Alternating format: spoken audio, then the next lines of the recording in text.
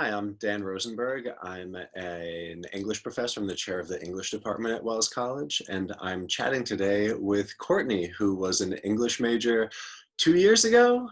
Courtney, is that right? 1 year ago. Wait, not this past year. Yeah, I guess. All right, fair. We'll count it as 1 year ago. The last round of seniors, which you came and visited via this very technology. So we'll talk about that in a minute, I guess. Hi, my name's Courtney. I graduated in 2019. Go odds.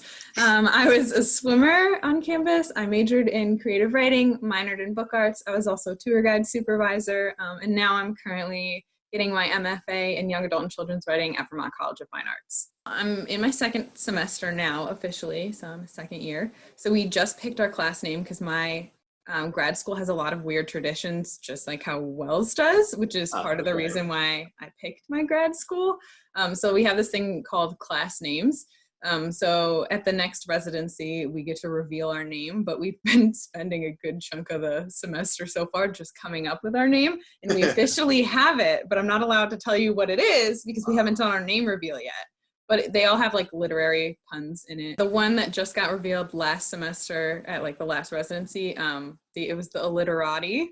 Ah, Um, there's Writers Without Borders, Guardians of Literary Mischief, which was ah. my first semester. That was that graduating class. That one was really good. Nice. Yeah. Yeah.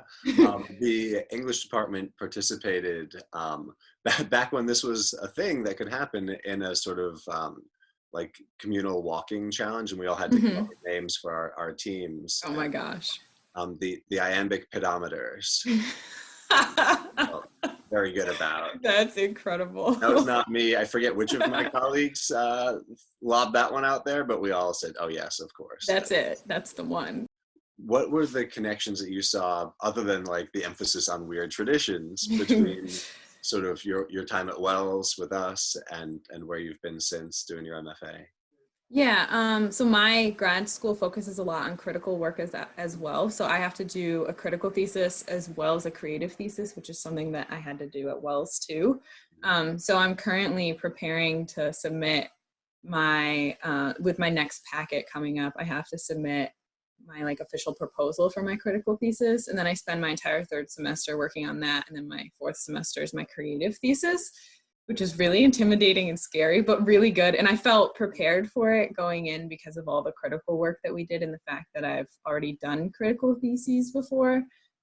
Whereas like some of my classmates, this is all new to them writing critically. So they've been like really getting it under their belt now, but like the first couple of packets, they were like, what am I doing? How do I write this?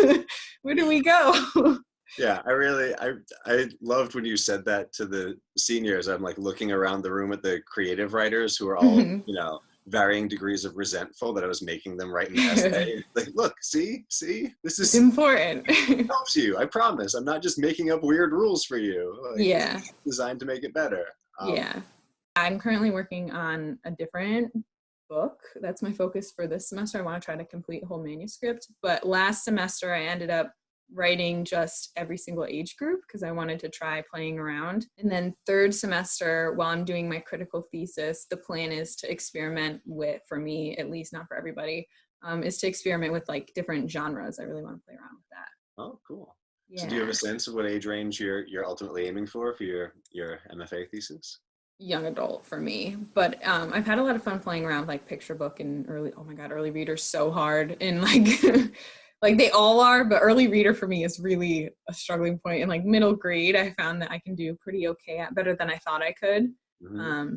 But young adults like my powerhouse area, so Nice. Yeah. yeah. As a part-time kindergarten teacher now, I have come to really appreciate those like first reading books. Having Miles at home all this time now, I'm spending a lot of time reading with him. And first of all, graphic novels work. He's Incredible, they're so so good. incredible. He has the attention span of a little adult for a graphic novel. If Yeah. it's a book actually targeted to his age range, he's less into it. But like Yeah, graphic novels are incredible. just think a lot about children's literature now. Like Hmm. he is just having the experience where he read this very simple book and he turned the page. He's reading it to me, and he Hmm. turns the page, and the farmer tells the goose to do something, and he turns the page and the goose doesn't do it, and he sounds that out and he says it, and then he looks up at me and he goes, "It's a naughty goose." I love it.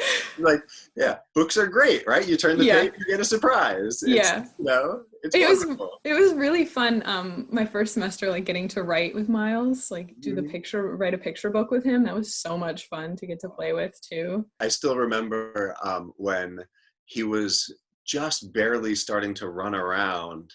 We were trying to have lunch with a visiting writer in the dining hall, and he was in a high chair, and it had been 5 minutes, so he was done with lunch. And you and another Courtney came over and just like, "Can we take him?" And Becca and I both looked up at you like, "Do you mean we could have a human adult lunch when we talk to another?"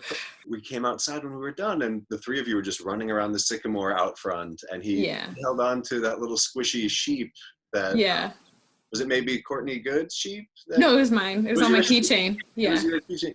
He loved that thing. It was a very sweet thing. That felt like such a classic Wells moment, to have our child sort of whisked away by you. So that we could be like adult hosts for a minute to our visiting Yeah. writer. It was very Aw. sweet. And then just to come outside and see you guys, it felt iconic, with the lake behind you, running around the sycamore. Tree, yeah. And to my Wells friends in the Wells community, we're always here for each other no matter what, whether it's this time or any time. I know my friends can call me in the middle of the night or the middle of the afternoon, and I'm always there for them. And we're here to pick each other up and make each other laugh, or, just to be a shoulder to cry on, even if it's virtually, or read a book to each other. So just, message your friends and make sure you're there for each other. We are indeed all in this together. And if my experience from just yesterday, having my first online classes with my students, has taught me anything, it's that we are happier and healthier and stronger together. And if together just means through, video chat, so be it. It is not, it goes shockingly well, because what we need is, sometimes an actual shoulder, but sometimes just the digital shoulder is enough. And I know Courtney and I were texting last night, and what I wanted to do was like reach out with a big hug, but you write, big hugs on your phone, and the message is received. And so I would say, take that from the other people around you, and also know that when you give it, it does matter. This is a time when we all need to be as open to each other as we can be, because everyone is dealing with new situations and a disruption to their routines and their lives. And that all gets easier if we're going through it together, and if we feel like we can help each other do it, it will help us get through it as well.